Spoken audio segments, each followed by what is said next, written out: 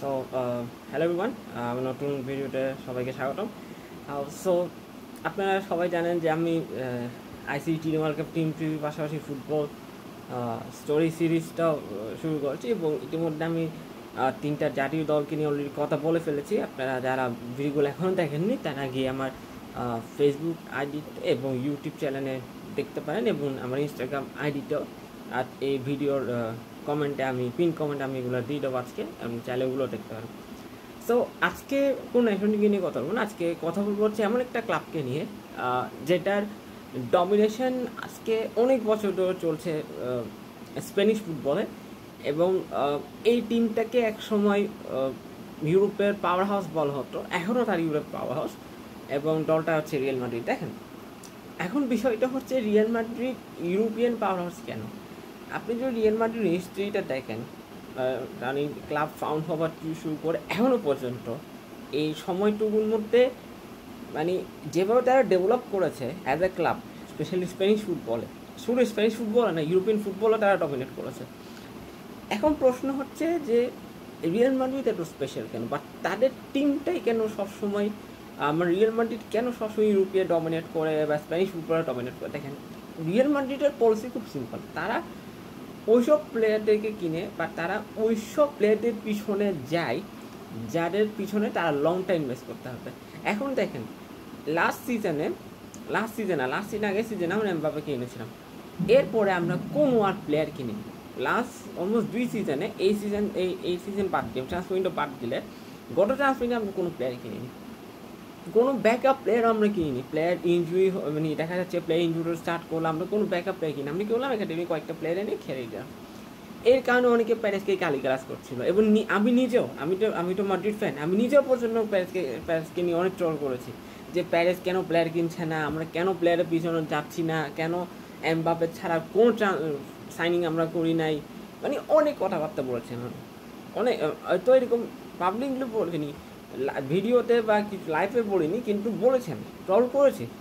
এখন কথাটা হচ্ছে যে এই ফ্লোরেন্টিনো প্যারেস যে আজকে রিয়াল মাদ্রিদের অনেক লম্বা সময় ধরে প্রেসিডেন্ট, তার ট্রান্সফার পলিসিটা কিন্তু একটা পুরোপুরি ডিফারেন্ট। আপনি যতই তাকে গালিগালাজ করেন, আপনি যতই তাকে বলেন হি ইজ আ ব্যাড গাই ওর যাই বলেন, হি ইজ সামথিং এলস। আপনি এটা চিন্তা করেন, আজ পর্যন্ত কোনোদিন শুনেছেন যে রিয়াল মাদ্রিদ ফাইন্যান্সিয়াল ক্রাইসিসের মধ্যে ছিল? আজ পর্যন্ত কোনোদিন শুনেছেন এই কথাটা যে Real Madrid is in the financial crisis? না। কেন? কারণ রিয়াল মাদ্রিদের একটা পলিসি আছে, আমরা গাইডলাইন মেনে প্রপার নিয়ম মেনে প্লেয়ার সাইন করব, এর আগে না। রিয়াল মাদ্রিদ এই পর্যন্ত যতগুলো সাইনিং করেছে, আপনি ক্রিস্টিয়ানো রোনাল্ডো বলেন, কারিম বেনজেমা বলেন, গ্যারেথ বেল বলেন, লুকা মডরিচ বলেন, টনি ক্রুজ বলেন, ডেভিড আলাবা বলেন, সবগুলো কিন্তু একটা প্রপার নিয়ম মেনে তারা সাইন করেছে। তারা কিন্তু দেখেন, প্রত্যেকটা লিগে একটা ক্লাবের স্পেন্ডিং লিমিটেড থাকে, প্রত্যেকটা ক্লাবের স্পেন্ডিং লিমিটেড থাকে এবং সেটা সেট করে হচ্ছে ওই দেশের লিগ কমিটির দায়িত্বে যারা আছেন তারা এগুলো সেট করে দেয় এবং ওই বাজেটের মধ্যে তাদেরকে প্লেয়ার কিনতে হয়। এখন অনেক সময় যেটা হয়, অনেক ক্লাব সে বাজেট সিট করে যায়, মানে বাজেট বেশি চলে যায় তার, তখন তাদের এগেনস্টে এফএফপি যে নিয়ম সেটা নিয়ে এফএফপি নিয়মে তাদের এগেনস্টে কেস হয় বা তার এগেনস্টে লিগ্যাল অ্যাকশন হয়। এখন এফএফপি মানে হচ্ছে ফাইন্যান্সিয়াল ফেয়ার প্লে। যেমন আপনি চেলসি করার চিন্তা করেন, চেলসি গত 3 ট্রান্সফার উইন্ডোতে অলমোস্ট $1 বিলিয়ন উপর খরচ করেছে, সো £1 বিলিয়ন উপর তারা খরচ করেছে শুধুমাত্র প্লেয়ার সাইনিং করার জন্য। এর মধ্যে অধিকাংশ প্লেয়ার তো সুযোগ পাননি, তাদেরকে হয়তো লোনে পাঠিয়ে দেওয়া হয়েছে বা একবারে পার্মানেন্ট সেল করা হয়েছে। কিন্তু রিয়াল মাদ্রিদ এইসব পলিসির মধ্যে চায় না। রিয়াল মাদ্রিদের কাজ হচ্ছে আমরা প্রপার গাইডলাইন মেনে প্লেয়ার সাইনিং করবো এবং আমরা শুধু ওই সব প্লেয়ারকে সাইন করবো যাদের পিছনে আমরা লং টার্ম ইনভেস্ট করতে পারবো। দেখেন, রিয়াল মাদ্রিদ আপনার 30+ এজ বয়সী কোনো প্লেয়ারকে তারা কিনে না। কেন কিনে না? কারণ তারা জানে ওই প্লেয়াররা হার্ডলি 1-2 সিজন খেলতে পারবে, এরপরে তাদের ইনজুরি ইস্যু হবে, ফিটনেস ইস্যু হতে পারে, অনেক রকম ইস্যু, তাই জন্য তাদেরকে খেলানো হয় না। তো তাদের পরিবর্তে রিয়াল মাদ্রিদ সবসময় ইয়াং প্লেয়ারদেরকে আনে যাতে করে তাদের পিছনে ফিউচার ইনভেস্ট করে, তাদের পিছনে তারা ইনভেস্ট করতে পারে। যেমন আপনি ভিনিসিয়াসের কথা চিন্তা করেন বা রড্রিগোর কথা চিন্তা করেন, বা বেলিংহামের কথা চিন্তা করেন কিংবা এমবাপ্পের কথা চিন্তা করেন, তারাকে রিয়াল মাদ্রিদ এই কারণে কিনেছে বিকজ তারা জানে এটার পিছনে লং টাইম ইনভেস্ট করা যাবে। আপনি আড্ডাগুলারের ক্ষেত্রে সেম কথাটা বলতে পারবেন। আড্ডাগুলার বয়স মোস্টলি এখন 21, 22 এর কিছু হবে, মোস্টলি বেশি বয়স হবে না, বাট 19, 20 এর কিছু একটা হবে তার। সো রিয়াল মাদ্রিদ সবসময় ইয়াং প্লেয়ার দেখুন। আপনি একটা জিনিস চিন্তা করেন, ক্যাসেমিরোকে সেল করে কি খুবই দরকার ছিল? কেন সেল করেছে? বিকজ ক্যাসেমিরোর জন্য ভালো একটা অফার এসেছিলো এবং ক্যাসেমিরোর বয়স হয়ে গেছিলো, 30+ হয়েছিল তার বয়স, যার কারণে মাদ্রিদ মনে করছে যে ক্যাসেমিরোকে সেল করে আমরা যদি ক্যাসেমিরোকে একটু ভালো প্রাইসে সেল করতে পারি, ওই প্রাইসে আমরা একটা ভালো প্লেয়ারকে পাবো, একটা না হলে 2-3টা প্লেয়ার তো আমরা পেয়ে যাবো। ওইটা ভেবে তাকে তারা সেল করেছে। রাফায়েল ভার্নানের ক্ষেত্রেও সেম জিনিসটা হয়েছে। এখন তবে কিছু পার্টিকুলার প্লেয়ার আছে যারা রিয়াল মাদ্রিদ ছাড়ার পর তেমন সাকসেসফুল হয়নি। আমি ইডেন হ্যাজার্ডের ডিলটা সম্পর্কে একটু বলি। ইডেন হ্যাজার্ডের ডিল যেটা হয়েছিল, তাকে 120 মিলিয়ন পাউন্ড দিয়ে কিনে হয়েছিল, 120 মিলিয়ন পাউন্ড। এবং ওই সময় এমন না যে স্ট্রাইকার অভাব ছিল না, স্ট্রাইকার অভাব ছিল, কোনো স্ট্রাইকার অভাব ছিল না। কিন্তু রিয়াল মাদ্রিদ ইডেন হ্যাজার্ডের পিছনে কেন গেছিলো? বিকজ ইডেন হ্যাজার্ড যখন চেলসিতে ছিল সে ভীষণ ভয়ানক ফর্মে ছিল, প্রত্যেকটা ম্যাচে একটা মানে কন্ট্রিবিউশন ছিল, এই জন্য রিয়াল মাদ্রিদ তার পিছনে গেছে।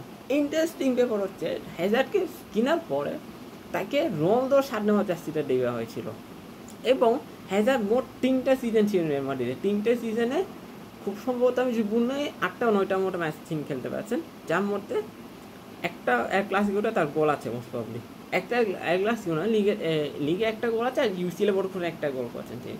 মানে জাস্ট ইমাজিন একটা প্লেয়ার 3টা সিজন একটা ক্লাবে স্পেন্ড করেছে, জাস্ট 9টা ম্যাচ খেলতে পারছে, মাত্র 9টা, বেশিরভাগ সময় তাই ইনজুরি ইস্যু ছিল। এবং হ্যাজার্ডের ক্ষেত্রে যেটা হয়েছিল, তার শুধু ইনজুরি ইস্যু হয়েছে এমন একটা ফিটনেস ইস্যু ছিল, সেটা ফিটনেস নিয়ে কাজ করেনি, যার কারণে সে ফ্রিকোয়েন্ট ইনজুরিটা পড়তো এবং আলটিমেটলি একটা সময় পর সে রিটায়ার করতে পারতো, রিটায়ারমেন্টটা নিল, কারণ সে জানে তার পক্ষে আর এইভাবে খেলা যাওয়া পসিবল না। এখন কথা হচ্ছে রিয়াল মাদ্রিদ আবার কোনো প্লেয়ারকে ফোর্সফুলি সেল করে না। হ্যাঁ, রোনালদোর ব্যাপারটা আলাদা ছিল, রোনালদো একটু বাড়তি স্যালারি চেয়েছিল, এটা নিয়ে তার সাথে একটু প্রাইসের ঝামেলা ছিল, সেটা আলাদা ব্যাপার। বাট রিয়াল মাদ্রিদ কোনোদিন কোনো প্লেয়ারকে ফোর্সফুলি সেল করে না। রিয়াল মাদ্রিদ যখন একটা প্লেয়ারকে সেল করে দিয়েছেন নেই, ওই প্লেয়ার এজেন্টের সাথে আগে কথা হয় এবং ওই প্লেয়ারের জন্য যে ক্লাব থেকে অফার এসেছে ওই ক্লাবের সাথে আগে রিয়াল মাদ্রিদ কথা বলবে, তারপর ওই প্লেয়ারের এজেন্টের সাথে কথা বলবে, তারপর ওই প্লেয়ারের সাথে কথা বলবে, তারপর যখন সব কিছু ফাইনালাইজড হয়ে যাবে তখন গিয়ে ওই প্লেয়ারকে সেল করা হবে, এর আগে না। যতক্ষণ পর্যন্ত না ডিল ফাইনাল হচ্ছে ততক্ষণ পর্যন্ত প্লেয়ারকে রিয়াল মাদ্রিদ সেল করবে না। এটা যে কোনো প্লেয়ারের ক্ষেত্রে হতে পারে। এখন কথা হচ্ছে যে রিয়াল মাদ্রিদ যে একটা ডমিনেশন বিল্ড করে রেখেছিল মাঝখানে, একটা সময় রিয়াল মাদ্রিদের ডমিনেশন ছিল না, পাঁচটা একটা সময় খুব ডমিনেট করেছিল স্প্যানিশ ফুটবলে, ইভেন অ্যাটলেটিকো মাদ্রিদকে আমরা দেখেছি একটা সময় পাঁচটা মাদ্রিদের এরাটাও ডমিনেট করছে। কিন্তু এই হারানো গৌরবটা রিয়াল মাদ্রিদ আস্তে আস্তে ফিরে পেতে শুরু করে। 1960s এর দিকে মোস্ট প্রবলি রিয়াল মাদ্রিদ টানা 5টি ইউসিএল জিতেছিল, ওই সময় জন্ম পর্যন্ত হয়নি। দেন 2016, 2017, 2018 এই 3টা বছর টানা রিয়াল ইউসিএল জিতেছে। এই রেকর্ডটা আর কোনো ক্লাবের নেই, এই রেকর্ডটা একমাত্র রিয়াল মাদ্রিদের আছে, যারা একমাত্র টিম ইউসিএলে পরপর 5বার ইউসিএল জিতেছে, আবার পরপর 3বার ইউসিএল জিতেছে। এই রেকর্ডটা আর কোনো ক্লাবে নেই। রিয়াল মাদ্রিদ ছাড়া আরেকটা ক্লাব আছে যারা এই রেকর্ডটা মোস্ট প্রবলি অর্জন করেছে। আমি যতদূর জানি এই রেকর্ডটা রিয়াল মাদ্রিদ ছাড়া কোনো ক্লাবের নেই, বাট আয়াক্স খুব সম্ভবত রিয়াল মাদ্রিদের মতো 5বার না 4বার টানা ইউসিএল জিতেছিল, মোস্ট প্রবলি 70s বা 80s এর একটা মনে না, আমাকে দেখতে হবে। বাট আমি যতদূর জানি যে রিয়াল মাদ্রিদ ছাড়া এই রেকর্ডটা বড় কোনো ক্লাবের নেই। হ্যাঁ, এখন অনেকে বলতে হয় রিয়াল মাদ্রিদ তো কোনদিন ট্রেভেল জিতেনি বলেছে, কী হয়েছে? একটা ক্লাব ট্রেভেল জিতলেছে সে সব বড় ক্লাব হয়ে যেমন না, অনেক ক্লাব আছে দেখবেন ট্রেভেল না জিতেও সাকসেস পেয়েছে, আছে না? আপনার ম্যানচেস্টার কথা হচ্ছে, লিভারপুলের কথা চিন্তা করেন, চেলসির কথা চিন্তা করেন, বা অন্য ক্লাবগুলোর কথা চিন্তা করেন, ডর্টমুন্ডের কথা চিন্তা করেন, বা আপনার লেভারকুসেনের কথা চিন্তা করেন, এরা কি কোনোদিন ট্রাভেল জিতেন? কিন্তু তারপরও তারা কে আনসাকসেসফুল ক্লাব না, তারাও সাকসেসফুল ক্লাব।